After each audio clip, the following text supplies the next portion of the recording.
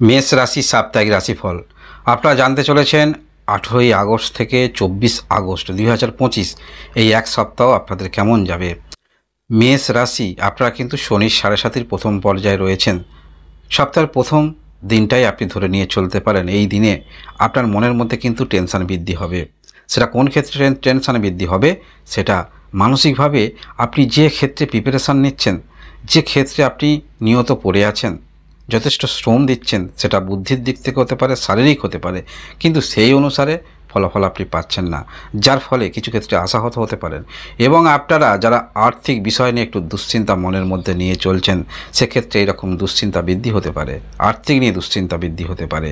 অথবা আপনারা পূর্বে কোথাও অর্থ পেতেন, সেই অর্থ তো আপনি পাবেন, একটি হিসাব করে রেখেছেন, বাজেট করে রেখেছেন, কিন্তু সেই অনুসারে অর্থ না পাওয়ার কারণে মনের মধ্যে আপনার একটু বিরক্ত বোধ হবে, রাগান্বিত আপনি হবেন।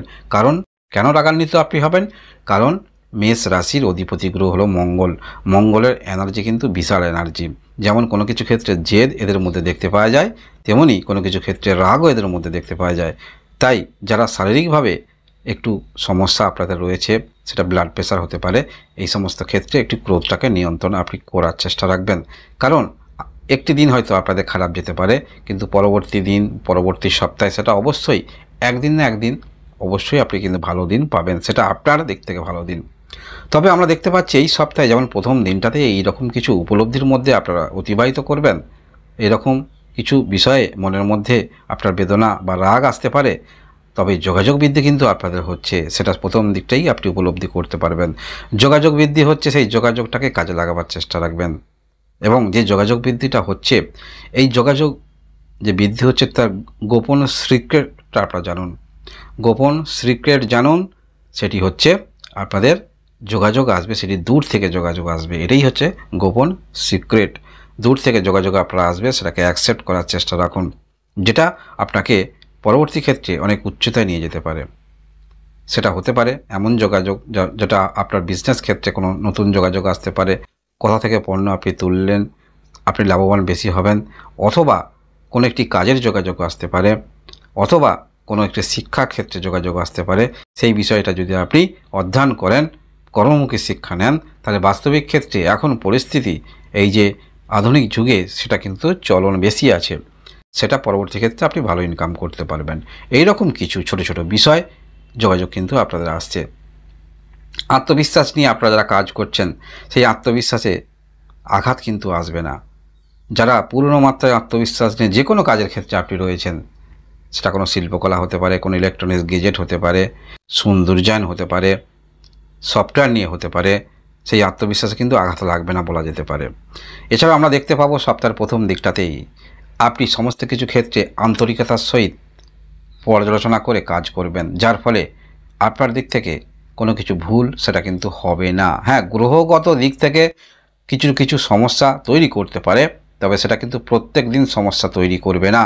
তাই আমরা দেখতে পাচ্ছি সপ্তাহের প্রথম দিকটাতেই আত্মবিশ্বাস নিয়ে পূর্ণ মাত্রায় কাজ করতে দেখা যাবে, যার ফলস্বরূপ আপনারা কিন্তু তা হাতে হাতে পাবেন।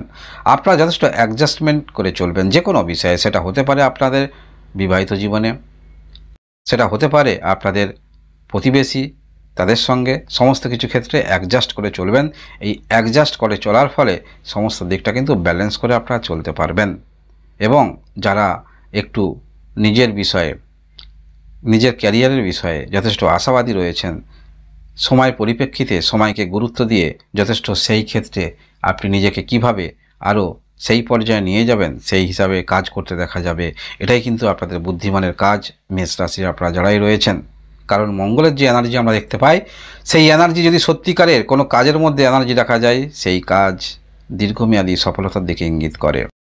অবশ্যই যেমন শনির 7.5 প্রথম পর্যায়ে রয়েছেন, সপ্তাহের মধ্যবর্তী সময় এই রকম ক্ষেত্রে বিব্রত একটু আপনারা হবেন। সেটা কোন দিক থেকে বিব্রত হতে পারেন?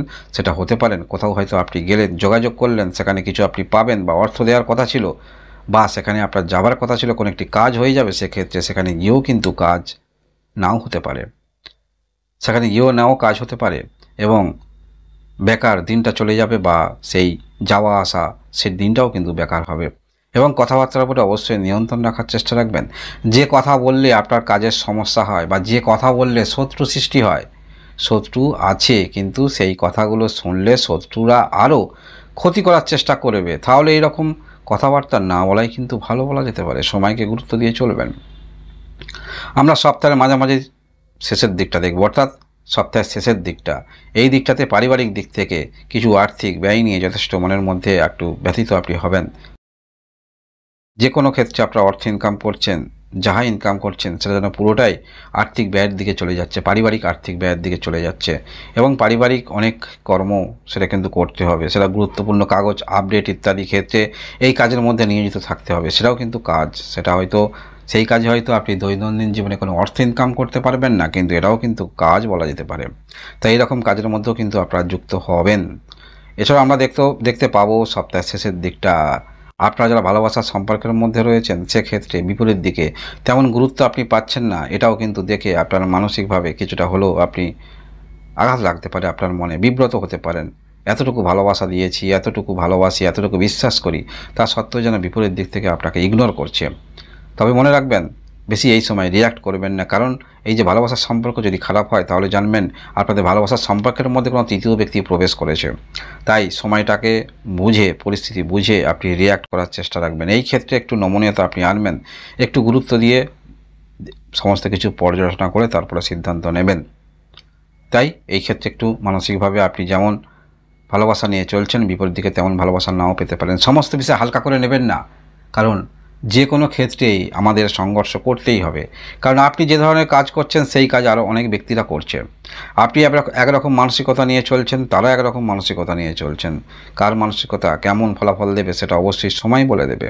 তাই যে কোনো কাজের ক্ষেত্রে হালকাভাবে নেবেন না। সেই সমস্ত কাজ অনেক দৃঢ়তা এবং গুরুত্বপূর্ণ সহকারে সমস্ত দিক পর্যালোচনা করে আপনাকে সিদ্ধান্ত নিতে হবে, তবেই সেই ক্ষেত্রে আপনারা সফলতার মুখ দেখতে পাবেন।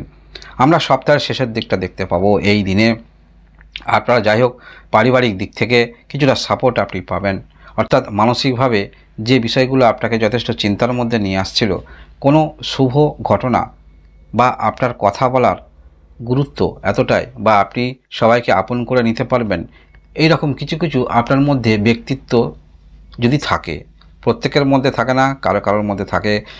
অনেক ব্যক্তিকে আপন করে নেওয়া, ভালো করে কথা বলা, বুঝিয়ে বলা, এইগুলো যাদের মধ্যে আছে, তাহলে বলবো সপ্তাহের শেষের দিকটা অবশ্যই এই রকম ক্ষেত্রে আপনি বিপরীত দিকে অন্যান্য ব্যক্তিবর্গদ্বয়ের, আপনার বিপরীতে যিনিই থাকুন না কেন, পুরুষ মহিলা, পরিবারের বা কোনো আত্মীয় স্বজন যেই থাকুক না কেন, আপনি তাদেরকে কিন্তু আপনার পক্ষে আকর্ষণ তৈরি করতে পারবেন। অর্থাৎ আপনি কথায় বুঝিয়ে বলতে পারবেন যে হেল্পফুল থাকছেন।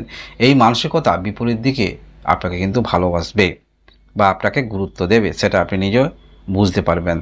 মেষ রাশির যারাই রয়েছেন, মেষ রাশি আমরা দেখতে পাচ্ছি যেহেতু আপনারা শনির 7.5 প্রথম পর্যায়ে রয়েছেন, দু একটি দিন সমস্যা তৈরি করতে পারে। তবে আপনার মধ্যে কিন্তু আত্মবিশ্বাস বৃদ্ধি হবে এবং যোগাযোগ বৃদ্ধি আপনাদের হচ্ছে। এই যোগাযোগ এবং আত্মবিশ্বাস যদি মিলিতভাবে আপনারা কাজ করতে পারেন, সঠিক ক্ষেত্রে কাজ করতে পারেন, তাহলে এই সপ্তাহটাও আপনাদের ভালো একটি সপ্তাহ হতে পারে। সেটা অবশ্যই সপ্তাহের শেষে আপনি বুঝতে পারবেন কেমনভাবে আপনি সিদ্ধান্ত নিয়ে সমস্ত কাজকর্মগুলি আপনি করেছেন। এই হলো আপনাদের সাপ্তাহিক রাশিফল। ধন্যবাদ।